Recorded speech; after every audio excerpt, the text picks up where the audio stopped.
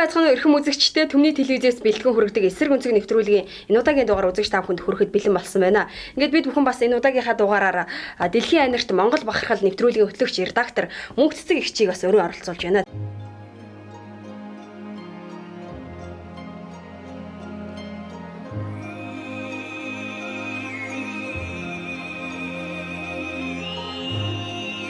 Надад хэрэгтэй юм бүхэн Монголд минь байдаг. Ялах биений аминд өвөг дээдсийн сүнс байдаг. Тэнгэр дэргих шонхрын танил төрсөн гэрийн бууц байдаг. Тэрийг л сартай шин нулимс санах ууц байдаг.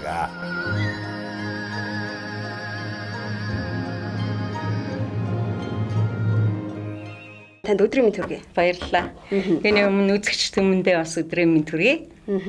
За тэгэхээр бид хоёр өнөөдөр бас 2009 оноос хойш өдийг хүртэл хилийн чандад суугаа Монгол улсын элчин сайдын яам болон дипломат төлөөлөгчийн газрууд бас Монгол иргэдэд хүрэлцэн очиж та бас их нэвтрүүлгүүд хийдэг шүү дээ. Тэгэхээр энэ талаар бас тэнд байгаа одоо иргэдийн ажил хөдөлмөр тэгээд бас аж амьдрал зорилго зөвлөгөө ер нь ямар хөө байдалтай байна. Энэ талаар та үзэгчтэй бас яриагаа эхлэх үү. Тэглээ яхаа. Тэгэхээр 2009 он гэдэг чинь бүтэн 8 жил болчихж байна. Одоо 8 дахь жилээ нэвтрүүлгээ хийж байна. Тэгээ энэ хугацаанд бол бид нэр эхлээд нэвтрүүлгээ хийхэд мэдээж хэрэг анх удаа хийж байхад чинь юм болгоно л төвхий те юм болгоно л байдаг шээ. Жил ирэх тусам гэхэд чинь л одоо монголчууд дээр очихд чинь монголчууд маань одоо ажиллаа хийх нь бүр ажил эрхэлж гин компани захирал хийж гин тэнд чинь нөгөө сургуулиудад доктор профессороор те ажиллаж гин гэд ингээд маш олон дэвшилт гаргадад одоо зөндөө олон ийм сайхан болгоныг л монголчууд маань бүрдүүлж гин да. Тэгэхээр бас бидний нэвтрүүлгийн хувьд бол бас хэлийн чандд суугаа монголчуудын амьдрж байгаа тэр одоо гэр бүлүүд тэр дундаа энэ бяцхан хүүхдүүд маань монгол хэлээ хэр ер нь мэддэг болж байна. Хүүхдүүдийг ер нь хэр одоо монгол их нутгийг одоо мэддэг болж санагалзуулж байна тий. Мөн бас тэнд байгаа амьдарч байгаа гэр бүлүүд маань бас Монголын давхар иргэншлийг бас хүсэж байгаа шүү дээ. Энэ тал дээр та бас дэлгэрэнгүй тэр чинь нөгөө Америкт байгаа шүү дээ. Америкт байгаа. Тэгэхээр дэлхийгээр 125 мянган монголчууд гэж үздэг. Түүний дундаас бол бүгд найрамдах Солонгос улсад бол 30-аад мянга. Одоо бүхэлдээ аймаг шүү дээ. Америкт бол 25 мянга. За түүний дундаас Сан Францискод гэхэд чинь 11 мянга гэхээр чинь өсөж тоо байгаа байхгүй юу? Тэгэд ийм тоонууд донд одоо бид нэр дэлхийгээр л явж штэ. Дэлхийгээр явж байхдаа дандаа ажил төрлөө хийгээд амьдралаа залгуулад нөгөө эх орондоо хөрөнгө оруулалтыг хийгээд ингээл бүхэл юм амьдралын дэг жаяар л явж ийн гэсэн үг штэ тий. Тэгэхээр хүүхдүүд дээр яг чи бол миний нөгөө эмзэгэлдэг юмыг л асууад байна л да.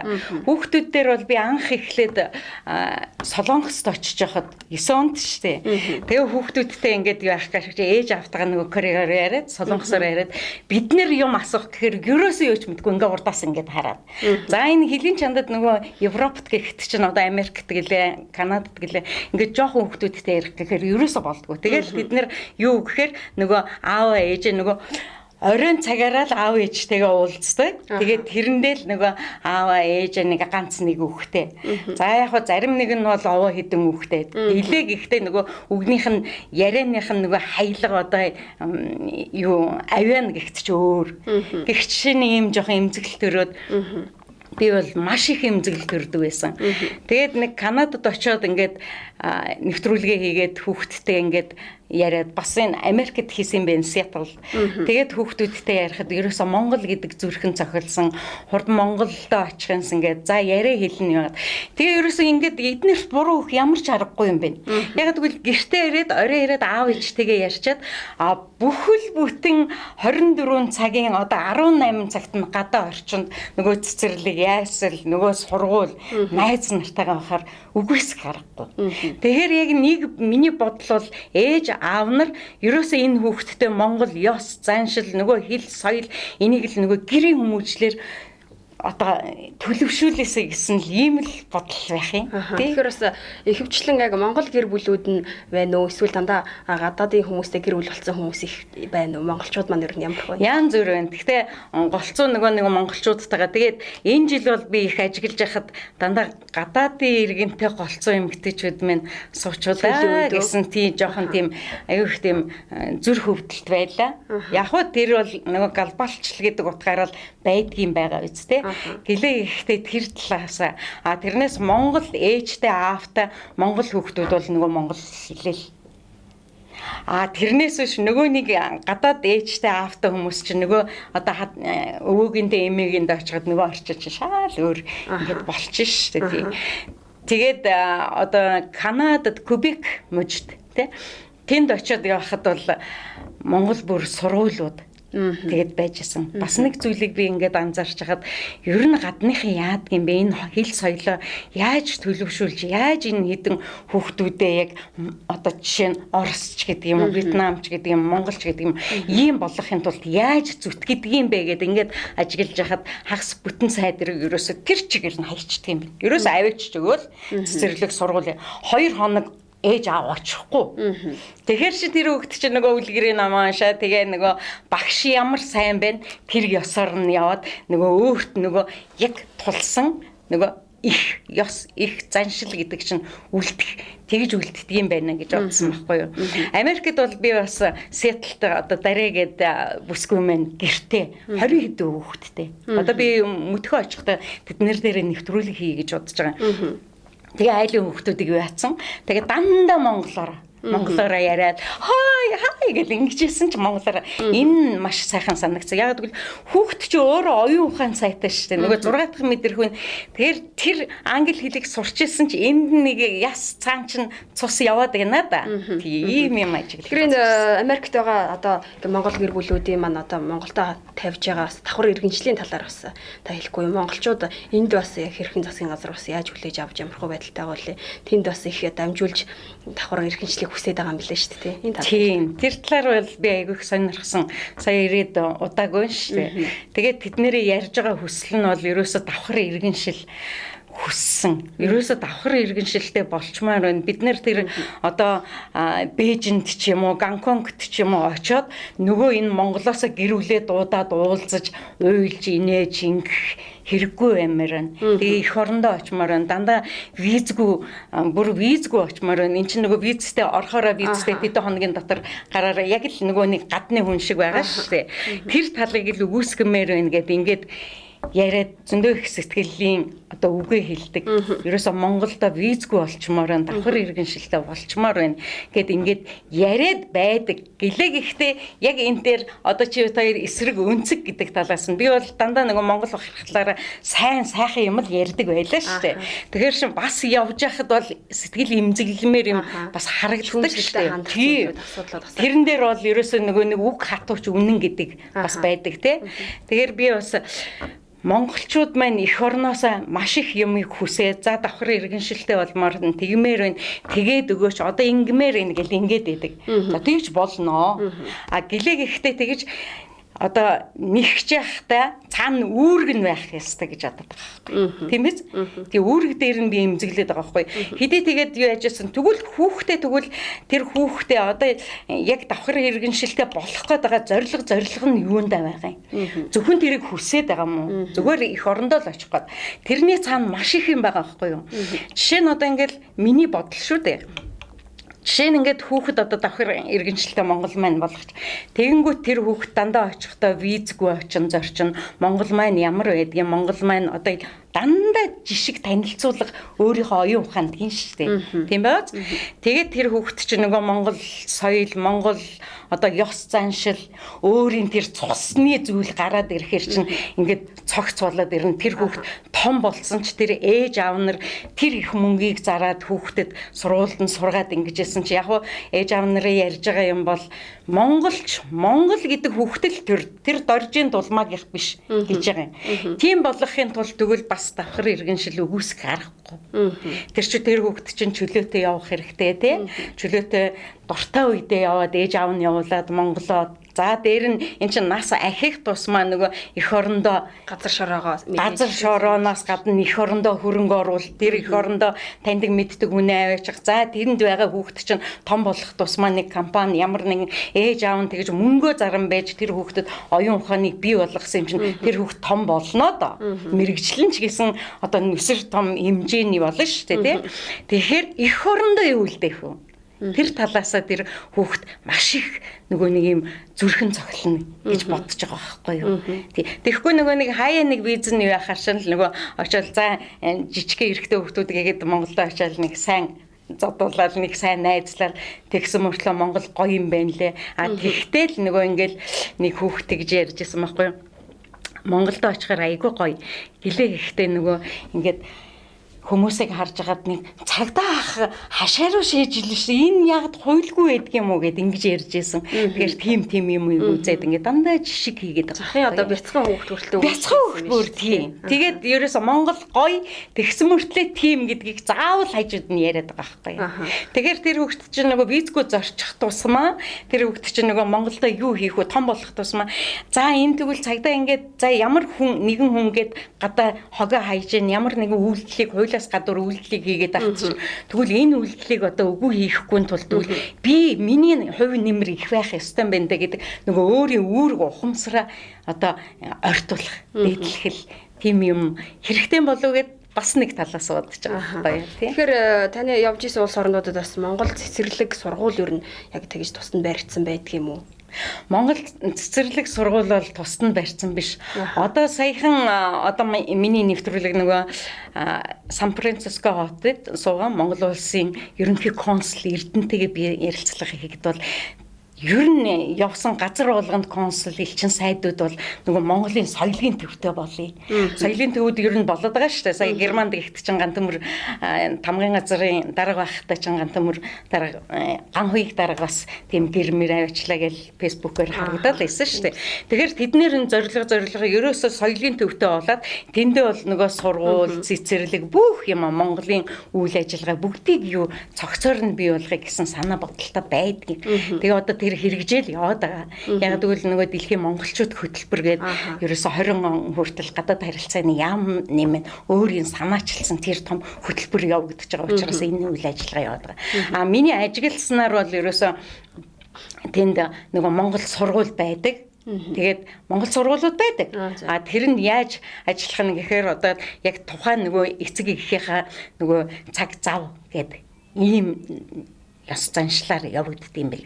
Цэцэрлэг байдаг. Цэцэрлэг нь тийм сайхан сэтгэлтэй одоо монголчууд маань бүхэл бүтэн нэг хааваас авчаад тэрнийхээ нэг өрөөндөө хоёр өрөөндөө ингээд бүр хүүхдийн цэцэрлэг байх. Тэгэхээр яг тэрэн дээр нь бид нэр тусламар. Тэгээд тэрэн дээр нь тэр хүүхдүүдэд очихоо ном дэвтэр юу байдгийг гадаад харилцааны яам болон боловсролын яам биш үү? Боловсрол шинжилгээ ухааны яам эднэр маань бол нэгдсэн тийм сайхан ажил зохион байгуулад одоо тэр нь хэрэгжээд ингээ үе аливаа нэг юм өргөс авцсан биш үү тий. Ингээ үе шаттайгаар яваалгаа юм билээ. Тэгэхээр тэр гэрт хийж байгаа хүмүүстэр хэзээ нэгэн цагт хүрэх байх л гэж бодож байна тий. Та түрүү бас хэлжсэн л та одоо яг тэнд амьдарч байгаа монголчууд маань гэр бүлүүд маань хүүхдтэй бас гаргах цаг бага байдаг юм шиг санагдлаа л та түрүүн таны ярианаас. Тийм ч учраас хүүхдүүд нас яг монголоо гэсэн яг сайн таньж мэдээгүй бас монгол хэлээрээ бас ярьж мэдэхгүй тий тийм байд юм болов. Тийм байна лээ. Би одоо нэг аль дээр ингээд бүр ингээд хараад тэгээд юу яхад нөгөө түрүүн би хэлсэн шүү дээ цаг баг. Тэгэхээр чи ээж аав нар ирээл нөгөө хитгэн л үгээ хэлж. За хоолой таниач өнүүд монголоор нь нэр толгороо цэцгээч өнөө ингэшэл хоолой заавна гэд ингээд цөөхөн ерөөсө үгийн баялаг цөөхөн байд юм бэл. Яг тэгвэл тэр хүүхд чинь нөгөө хичээлээсээ ирнэ хичээлээ хийх цагаа гаргах ёстой. Тэгэхээр тэр яриа алга болчихж байгаа. Тэгэхээр тэр хүүхдэд зориулалтын тэр Монгол одоо ёс заншлаа ярьдаг юм уу. За өөрөө би Багдад тэгж ижүүлээ, Багдад ингэж ижүүлээ, яг ингэж ийсэн ийм түүхээ ярих тэгэхээр нөгөө хүүхд чинь нэг сайн ойлгохгүй. Ингээд ийм аюу тийм дутагдлаа. Тийм учраас миний нэг бас нэг бодоод байгаа 17 онд би ерөөсө бас нэг зүйлийг Монголоос цэвэр хэлтэй. Бяцхан хүүхдийг тэнд аваачаа бяцхан хүүхдүүдтэй нийлүүлээд нэг 7 хоногт юм харагданаа да. Тэр хүүхдээс чинь бол тэр хоёр хэлний зөрүү яаж гарах юм, хүүхдүүд чинь хэлэнд айгүй хурдан сурдаг юм чинь энэ талын хүүхд монгол хэлээ яах нь, энэ талын хүүхд нь одоо англи хэлийг эндээс очсон хүүхд англи хэлийг яах нь тий. Тэгээд тэр тоглоом нь ямар байдаг юм бэ? Тэр ёс суртахаа одоо хүүхд болгон 3 настай одоо ингээл компьютер уурж шít. Тэгэхээр энэ тал нь хит яаж хөгжчихсэн бэ нэгээд дандаа ийм зураг авалт. Ерөөсөө энэ жил би гол нь хүүхдийн нэвтрүүлгүүд хийе гэж бодоод байгаа юм. Яг энэ дээр юу яагаад тэгээд эцэг эхчүүд энийг үзэхээр за тэгвэл энэ талаа бас нэг сэтгэл өвдөх юм байгаа юм байна. Энэ дээр анхаарах хэрэгтэй байна гэж. Ер нь тийх юм байна. Нэрээ би өнгөрөөл за би энэ хүүхдэд хөрөнгө оруулалт хийсээр хагаад ингээл өнхрөөд өгөн шүү дээ хорвоо. Тэгэнгүүт энэ хүүхэд минь миний сэтгэл төрхээр миний хөрөнгө оруулалт хийснээр эх орондоо ямар үүрэг гүйцэтгэх юм. Энэ тал дээр л туслахын тулд тэгвэл би энийг л хиймээр байна гэдэг юм тань мэдхүүл юм хий гэж бодоод байгаа. Тийм нэвтрүүл. Тэгвэл бүтэн жилийн дараа нэг юм гарнаа да. Тэ? Тэгээд яг тэр хүүхэд дээр жилийн дараа очиход тэр хүүхдийн чинь одоо нөгөө нэг Монгол гэдэг ёс заншил ямар болсон бэ? Аав ээжнэр нь мэдээж би тэр хүүхд болгоо очсон айл болгондоо энэ нэвтрүүлгээ өгөөд ий гэж бодож байгаа. Хүн бүрт ерөөсөө би сэдэтэ өгөөд ий гэж бодоод байгаа юм. Тэр бол үн үрдэг гэхгүй ч энэ бол тань мэдхүү учраас. Багш гэсэн хувь нэмэр оруулж байгаа. Тийм, тань мэдхүү учраас. Тэгэхээр тэднэр маань хэдий ажилтай төрөлтөө ийм зав зайгүй байсан ч нөгөө хүүхдтэй оруулах хөрөнгө оруулалтынхаа нэгэн хэдэн хувийг зориуд эх орон юм шүү гэдэг дээр л өгөх ёстой байх гэж бодож байгаа байхгүй тий. Тэгэхээр бас тэнд байдаг одоо Америк, Европт ажиллаж амьдарч байгаа монголчууд маань ер нь голцоо ямархуу ажил хийж гин, ер нь эх орноо их санагалцтай юм байна уу, зүрх сэтгэл нь цохилж гин үү, бас ер нь жоохон удаад ирэхээр бас жоохон сэтгэл нь холддог тал байна уу? Сэтгэл холдвол тий. Тэгэхээр яг энэ дээр бас би ер нь явсан болгондоо л ажилт хийгээд байгаа шүү дээ. Эхлээд бол ингээд Солонгост очиход бүх хүн ажил хийдэг, хар ажил хийдэг байсан шүү дээ, тий.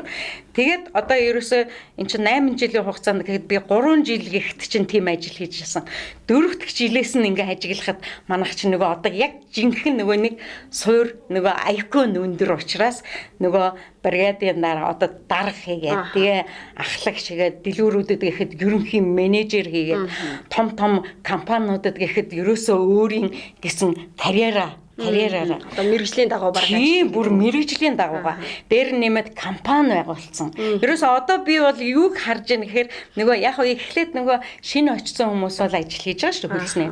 Бус нь бол ерөөсөө карьераар яг өөрийнхөө мэрэгжлийн дагуу өөрийнхөө чаддаг мэддгээ тэнд бол гайхуулж байна. Энийг л харж байна. Ингэхээр миний Монголын хүмүүс чинь тэр тусмаа тэр ажиллаад тэгээд одоо мэрэгжлийн төвшин гарах тусмаа тэр чинь эргээд нөгөө эх орн руугаа нөгөө хөрөнгө оруулах, ах дүүстэй хөрөнгө оруулах, даашаа дахиад нэг ах дүүсийнхаа хүүхдийг сургах.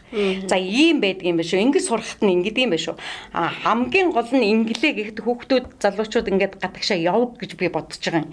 Яваад яг хүн хэл дамнаад алхах тусмаа ухаан зовлон үзэн, жаргал үзэн энд чи бүх юм зэрэг таньж мэд. Тийм. Нүдэн нэг ингэх тусмаа хүн чинь шал анги болно. Тэгэхээр тэрний хөрөнгө оруулалтыг энд байгаа л хүн хийж байгаа ш. Тийм байгаа үстэй. Тэр хүн өөрөө сурсан, мэдсэн нэ за ийм байдаг юм шүү. Хамгийн нэг гол зорилго нь бол яг тэнд очлоо, эднэр туслаа. Энд чи эх орондоо зөндөө их хэрэг болж штэ. Энэ байр сарыг маш их тус нэмэр болж. Тийм. Энэ байр хүнрийг чинь одоо энэ олон байр хүнрийг гэхэд наазах нь би тэгэж бодож байгаа. Авахад идэл тусалж байгаа. Оюуны хөдөлмөр хийхэд идэл тусалж байгаа. Ерөөсөө тэр нэг айлд гадагшаа явсан хүнгүй айл гэж байхгүй. Монголд байхгүй тий. Тэгэхээр тэд нэр бүгдээрөө тусалж байгаа.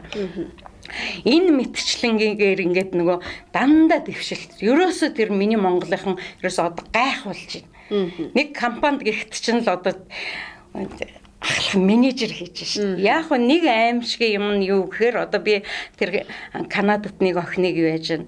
Toyota үйлдвэрт ерөнхий менежер хийж байна. Яг хөө энэ хугацаанд би ажиллаа бол өсө тасралтгүй хэлээ мөгөгчээ. Гэлээ гэхдээ миний энэ 6-7 жил ингээд амьдрахад миний ээж өнгөрлөө, аав өнгөрлөө, ах өнгөрлөө. Энд би очиж чадсангүй амар харамсал байна. Тэрнээс миний амьдрал сайхан байна. Яагаад гэвэл энд нөгөө яг тийм тогтсон ажил нөгөө манайхан шиг чөлөө аваад явна гэдэг утга байхгүй. Жохон тэр талаараа тийм юу харагдсан. Асар их хариуцлага урж бас ажиллаж байгаа. Маш том. Тэр бүхэл бүтэн компаниг аваад явж байгаа менежер чинь. Тэгэхээр амьдрал нь жохон тэр тал дээр гашуун тийм хэцүү харагдлаа. Тийм. Хэлээ ихтэй л Монгол хүн гэдэг ямар мундаг IQ-тай, ямар мундаг тийм ажлыг аваад явах чадвартай, чанартай байна гэдэг нь эмэгтэй хүнээс л харагдаж байна. Эрэгтэйчүүд тэгвэл тэрнээс илүү юм ийг л хийж компани захирлыг гээл. Тэгэл тэр олон монголчуудыг нэг 100-аад монголчуудыг гихт чинь л өөртөө нэг тэгэл тэр чинь цалин дараа нь цаана нөгөө нийгмийн асуудал юм. Эн чинь тус шүү. Эх орондоо хийж байгаа тус шүү дээ бас.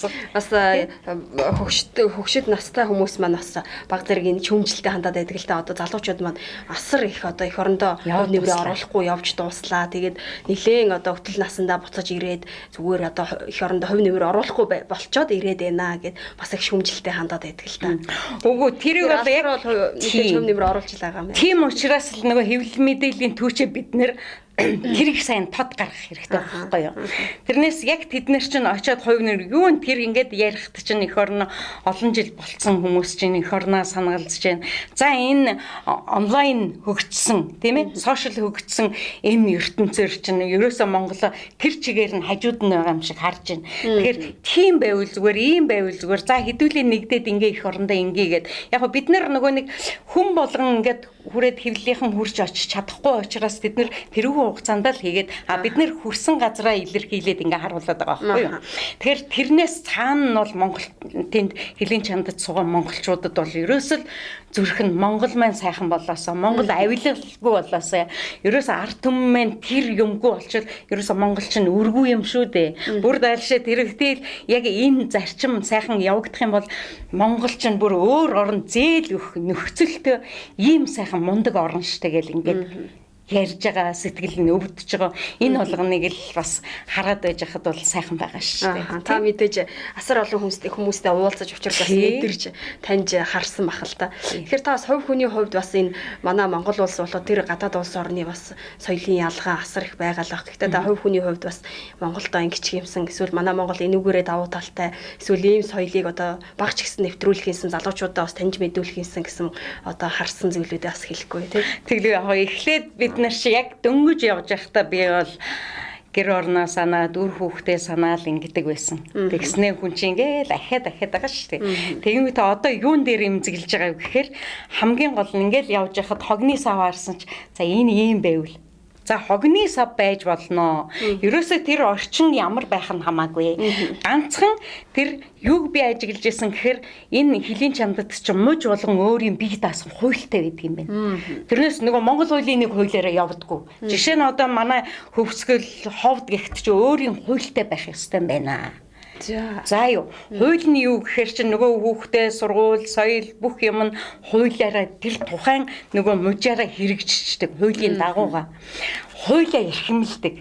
За түүнээс гадна нэг айхтар зүйл нь гэхээр ерөөсө хувь хүний гэрийн хүмүүжил, хувь хүний соёл. Хоёрдугаарт нөгөө хуулиа хэрэгжүүлсэн. Аливаа нэг улс оронд очиход бол хүн болгон ерөөсө тухайн улсын хуулийг, соёлыг л таньсан байх ёстой юм байна.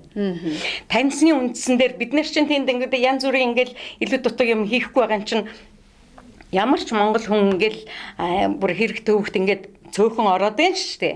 Орохгүй байгааг нь шалтгаан юу тухайн орны соёл хуультай танилцсан учраас за соёлны юм байдаг юм бэлээ. Хоолой тэгээд хүнтэй уулзахад за хууль нь бол ингэдэг юм бэлээ. Ингэх юм бол бид нар хуулийн зөрчсөн болчихж байгаа юм бэлээ гэдэг. Энэ ёсоор яг манай Монголдо энэ хэрэгжижээвэл тэгээд хэлийн чандаас ирсэн хүн болгон энэний тухай ярьж гайхуулж тий одоо тент чин тийм сайхан юм байдаг юм бэлээ шүү дээ. Тэгвэл их зүгээр юм шүү. Тамхины хогийг тэгж хаяхгүй эн чин хогийн сав байгаа байхад нэг хоёр халахад хаягчих жишээ нь. За нийтийн унаанд ихт чи одоо ингээл ажиглаж хахад би ингээл ажиглаад би их хол гэртээ штэ. Тэгээд ингээ ажиглаад автобусанд явахад зарим нөгөө мөнгөө хийхгүй карта үзүүлэхгүй нөгөө жолооч чинь өрүүлээ барина хажууд нь нөгөө хүний мөнгө өгсөөгөөгүй ажил. Энэ ерөөсөө байхгүй. Одоо яг энэ дээр би нэвтрүүлэг хийсэн байгаа. Тэр нь юу гэхээр хүн автобусанд орлоо тэр карта үзүүлнэ мөнгөө өгнө. Ерөөсөө тэр одоо жолооч бол баярлаа, баяртайгаас өөр юм байхгүй. Ямар ч асуудалгүйгээр одоо хэрэгждэг. Энд чинь нөгөө хууль хэрэгжээд нөгөө тухайн хүний нөгөө нэг одоо ухамсар бүр гэрээ хүмүүжил хүнийг хүндэтгэг өөрийгөө эн чинь нийтийн унаанд ч байсан өөрийгөө хүндэтгэж чинь гэсэн үг шүү. Тэгээд одоо тэр нөгөө юу вэ штэ нөгөө одоо хөгжлийн бэрхшээлтэй хүмүүстэй хөгжлийн бэрхшээлтэй хүмүүст бүр унаа одоо шийдэл болцсон. Ерөөсө хөгжлийн бэрхшээлтэй хүн ягаад нэг автобусанд далиж өгөөд тэрэг ороод тэрэг ороход тэр суух газар хэн ч суухгүй. Ерөөсө л тэр хүн эзэгнэ. Тэр хүн эзэгнэхдээ тэр хүнд жолооч өөрөө үйлчлэнэ. Ийм ерөөсө нөхцөл. Тэгээд ерөөсөө нийтийн унаан дээр гайхажээ. Зам харилцаан дээр гайхажээ. Одоо зам харилцаа гэхэд чинь нөгөө манайх чинь ингээл уралдаал бие бинээсээ. Тийм биш. Яг л нэг явцсан замаараа энэ дээр гайхаширч миний их орон ийм байвал гөөмөн сайхна гэдэг.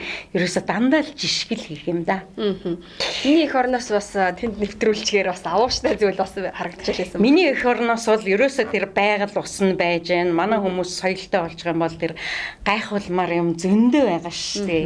Эх орон маань ямар сайхан одоо эрүүл байгаа вэ? Яг өвөлдөө ийм жоох хэцүү байгаа болохоос зундаа ямар гайхуулмаар юм байдаг вүлээ. За миний эх орны ард түмэн бол ямар сайхан цэвэрч гоёмсог. За хүүхнүүд бол гайхмаар хувцас сонор нь ямар байдаг вүлээ. Тэнд бол нөгөө футболкоор чимэгтэл гоё харагдана. Тэгэхэд миний эх орны хүмүүс чинь ямар гоё хувцасалдаг вүлээ. Өөрийгөө яаж авч явдаг вүлээ.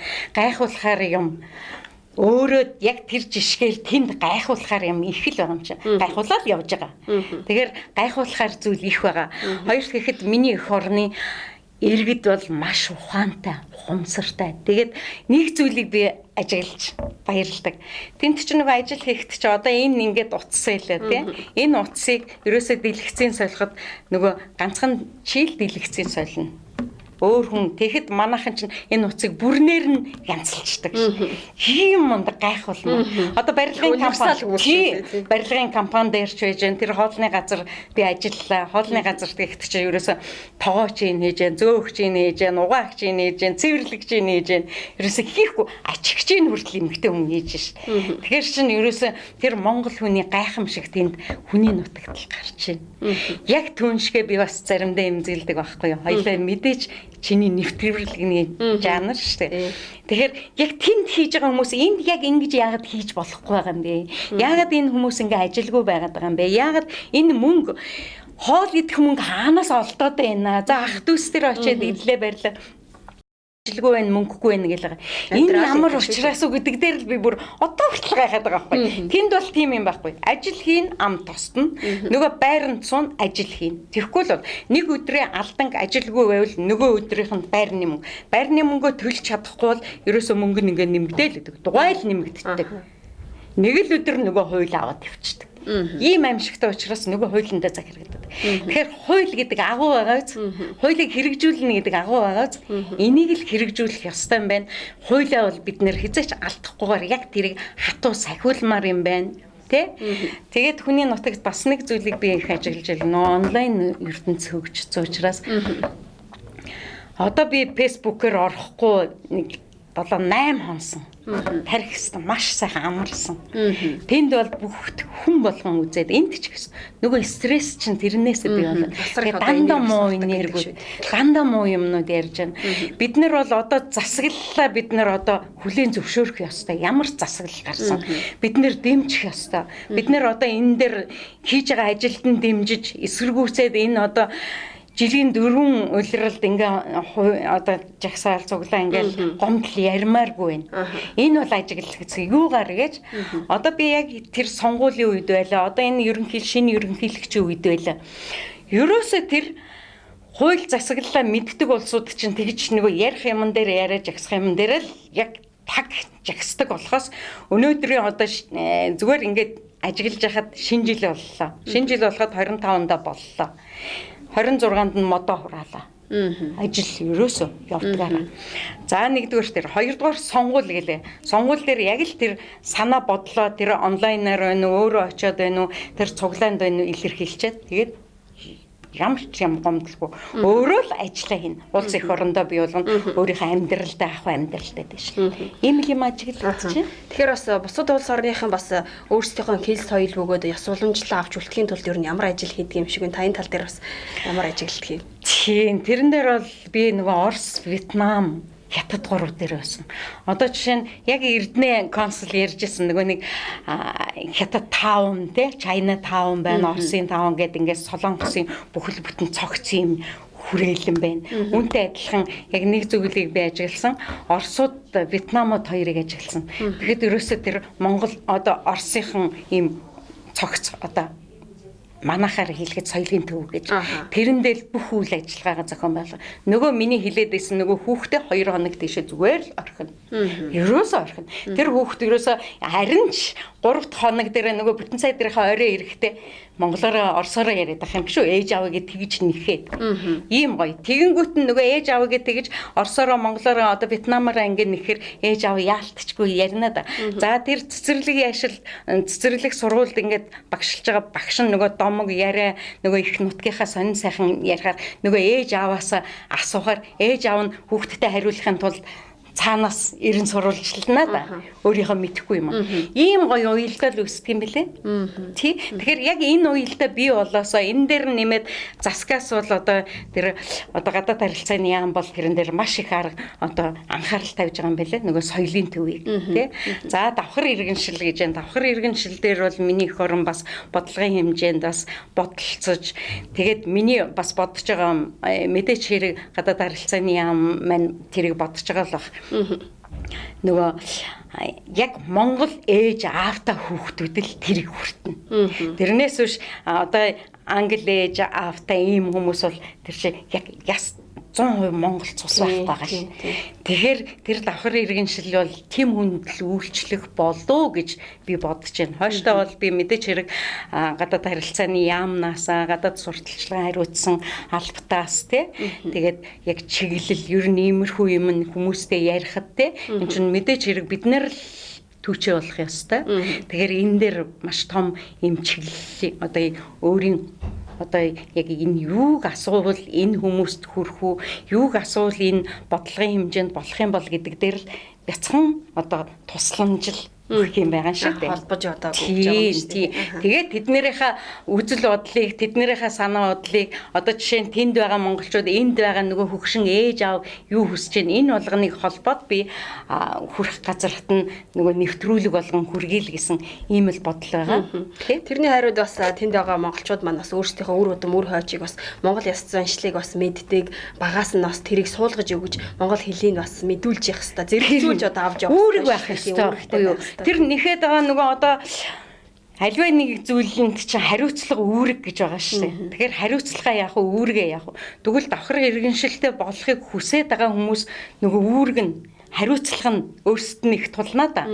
Тэнц чинь тэр том иргэнийг Монгол их орныхоо 100% иргэн болох л ёстой. Миний л зүгээр бодол байхгүй юу.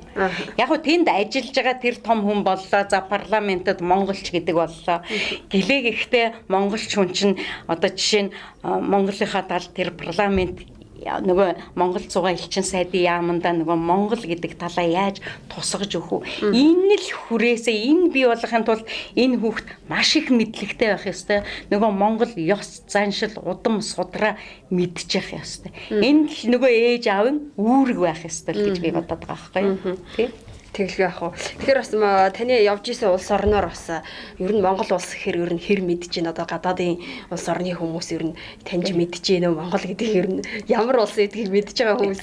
Би ингээд би ч нэг одоо ингээд Солонгосын цугаа нөгөө Монгол холбоодын одоо зарим нэгэн монголчууд маань юу хүссэн гэхээр мөнгө шиг ингээд би танд ажил олоод тэгээд та ингээд ажил хийгээд юу яагаатгаач тэгээд бид нарын аягүй зовж байгаа мөнгө яаж зовж олдгийг энэ мөнгө Монголд очиод алга болчиход байгаа байхгүй юу тэр чи одоо нөгөө нөхөр нь ч юм уу эхнэр нь ч юм уу нөгөө ээж аав нар миний хүүхдээс ч гэсэн мөнгө ирдэг гэд нөгөө өөх хараал ингээд байдаг тэр мөнгө яаж зовж олдгийг энэ талаар нэвтрүүлэг хийгээд өгөөч ээ гэд ингэсэн тэгэнгүүт нь би ерөөсөө явж байгаа газар болгондоо ингэчигээд монголчуудтайгаа яриад ингээд ажил хийгээд явсан.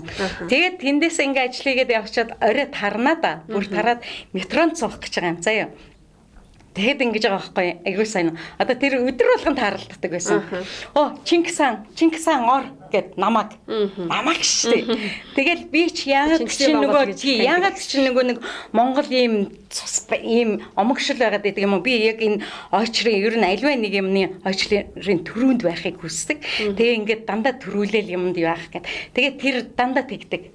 Чингисийг оруулна гэл ингээл.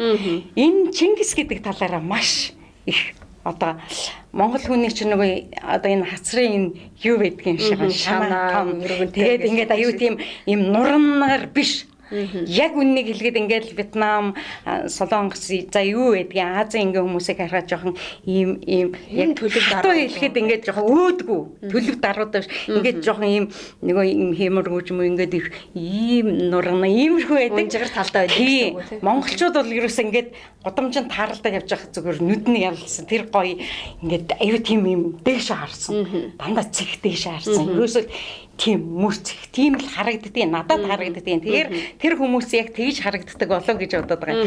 Тэгээ яг Чингис гэдэг утгаар нь маш их мэддэг. Чингисийн Монгол гэхээр. Тэгээд ингээд нэвтрүүлгүүдээ ингээд хийж яваад би юг хүсдэггүй гэхээр нөгөө гадаад эзэн юм уу найзаас нь Монгол гэдгийг л асуудаг юм. Тэгэхээр монголчуудыг юу гэдэг гэж монголчуудыг ерөөсөө хэлсэн ажиллаа. Яг нөгөө зарим нэг цалингаа авчаад уугаа явуулдаг гэл ингээд гэлээ гэхдээ аливаа нэг юмд өнцөг штэ тий хорвоо баян учраас. Тэгээ монголчуудын маань юу гэхээр хийсэн ажиллаа хүлээж авсан ажиллаа надыг юу ч хэлүүлэхгүй хийцэн байдаг. Энэ гайхалтай. За монголчууд маань ерөөсөө нэг ажлыг ингээд заагаад өгчөөд нэлээд ажлыг давхар хийцэн байдаг. Ингээ гайхалаа надад чинь ингээд эргүүлээд гайхуулахаар чинь би ч улам могшоод нэг Монгол гэдэг тий. Тэгэхээр яг тэргээрээ л айгүй гардаг юм байлээ. А зүгээр ингээд зүс царайгаар бол ерөөсөө Чингис гэдэг чинь угаас харагдчихдаг юм биш үү. Чингисийн нөгөө зоримог одоо дүр төрхөн ерөөсөө эмхтэй байна уу эрэгтэй байна уу тэр хүнээс ерөөсөө угаасаа л ингээд үндсэн харагдчихдаг юм шиг байгаа гэж бодоод би бас бахархчлаа явдаг тий. За тэглэгээ явах. Тэгэхээр бас танд маш их баярлалаа. Маш сонирхолтой бас яриануудыг өрнүүллээ. Тэгэхээр Төмний телевизээс бас бэлтгэн өргөдөг эсрэг үнцэг нэвтрүүлгийн бас дугаарын зочин болж оролцлоо. Танд бас юу монголчуудынхаа өмнөөс бас баяр хүргэмээр байна. Дэлхийн анирт Монгол бахархал гэдэг нэвтрүүлгийг бас хүмүүс багч болоо хувь нэмэр оруулах гэж бас ингэж зүтгэж олон жилийг бас үдэж явсан байна. Цаашдынх нь бас олон орноор аялж олон нэвтрүүлэг хийхэд нас амжилт хүсье. Тэглүү яах вэ? Тэгээд юуны төрөнд би ганцаараа яваад байгаа хгүй байгаа шүү дээ. Энд чинь бол гадаад харилцааны яам маань, консулын алба маань, гадаад сурталчилгаа хариуцсан алба маань гэдэг ингээд тэгээ Монголд байгаа нөгөө элчин сайдын яамдууд тийм ээ. Ингээд Хэлийн чандад болохоор нөгөө эрхэм миний монголчууд дээр нэмээд нөгөө хэлийн чандад суугаа элчин сайдын яамдууд, элчин сайдууд маань, консулууд маань одоо дипломат төлөөлөгчдийн газрууд маань гэдэг ингээд алхам бүрд намайг нөгөө ногоон хевсэн дээр явуулаад байгаа утга учир чинь л энэ байгаа.